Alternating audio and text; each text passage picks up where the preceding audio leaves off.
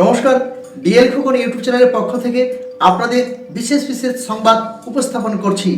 এই মুহূর্তে সবথেকে বড় এবং ভয়াবহ খবর নিয়ে আমি আপনাদের সাথে রয়েছি। দক্ষিণ চব্বিশ পরগনার চম্পাহাটিতে সাত সকালে ভয়াবহ বিস্ফোরণ, কেঁপে উঠল গোটা এলাকা। বাজি কারখানা ভয়াবহ অগ্নিকাণ্ড এবং সেই বিস্ফোরণের তীব্রতার প্রাণ হারালেন একজন। আশঙ্কাজনক অবস্থায় মৃত্যুর সঙ্গে পাঞ্জা লড়ছে আরও তিনজন। ফের কি সেই চম্পাহাটি হাড়ি কাটা এলাকা? ফের কি বেআইনি বাজি মাসুল দিতে হলো সাধারণ মানুষকে? আজ সকালে যখন চম্পাহাটির এই বাজি কারখানার কাজ করছিলেন, ঠিক সেই সময় বিকট শব্দে কেঁপে উঠল গোটা এলাকা।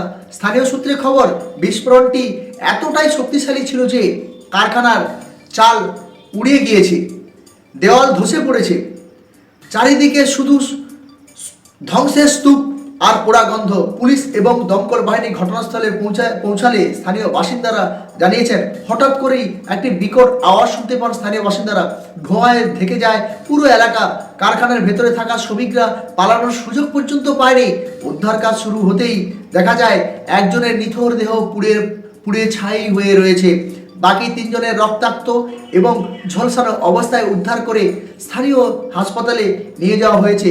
চিকিৎসকদের দাবি, এই তিনজনের অবস্থা খুবই আশঙ্কাজনক। প্রশ্ন উঠছে প্রশাসনের ভূমিকা নিয়ে।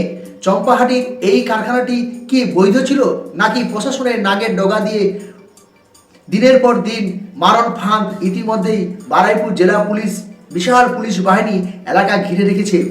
ফরেনসিক বিশেষজ্ঞদের খবর দেওয়া হয়েছে।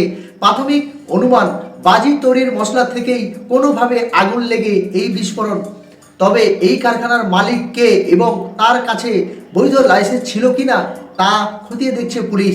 স্থানীয় বাসিন্দারা রীতিমতন আতঙ্কিত। তাদের অভিযোগ, বারবার অভিযোগ জানানো সত্ত্বেও পুলিশ কোনো পদক্ষেপ নেয়নি।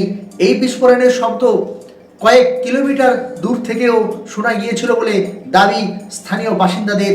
নমস্কার।